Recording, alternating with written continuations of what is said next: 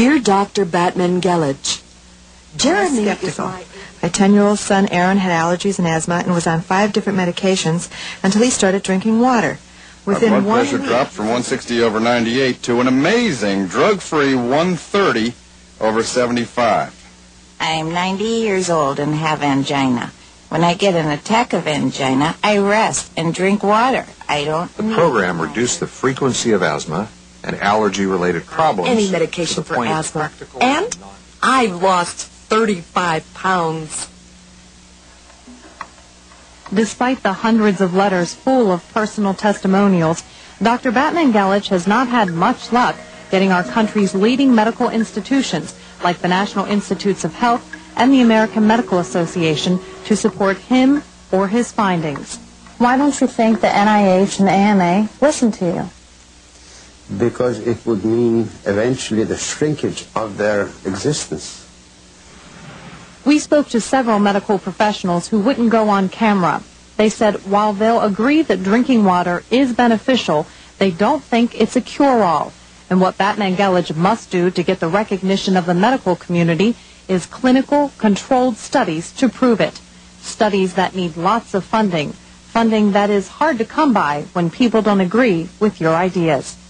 Their issue is, how do you convince someone that's been through 4 years of college, 4 years of medical school, 3 or 4 years of residency, and he's never been told that, hey, you know, the main constituent of your body is water, and that water can alleviate and in some cases cure certain diseases, and even prevent some. I mean, wouldn't that make you skeptical? It made me skeptical. Put people just to drink water for 3 or 4 months. Do a controlled study. And you would be amazed at how better people would feel. Disease can do some horrible things to people's body, and I think water can help. Is it a total answer? I don't know. And I really don't know that. Has it helped people? Yes. There is no magic. It's common sense. It's just understanding the role of water in the human body. Period. Maybe it is that simple. Maybe not. But the one thing all the people we talked to had in common is that before they felt better, they drank maybe 1 to 2 glasses of water a day. The rest was coffee, tea, juice, and soda. Now they drink water and they say they feel great. Is it all in their heads, or is there something to this? Batmanghelidj's program is simply this. Drink 8 8-ounce glasses of plain old water a day straight from the tap if you want, and add a little bit of salt to your diet. Anything containing caffeine, such as coffee, tea, or soft drinks, only dehydrates us more. If you drink them, don't count them as part of the daily allowance. Batman recommends 1 glass of water a half hour before meals, another glass 2.5 hours afterwards. He says this is the minimum amount of water our bodies need.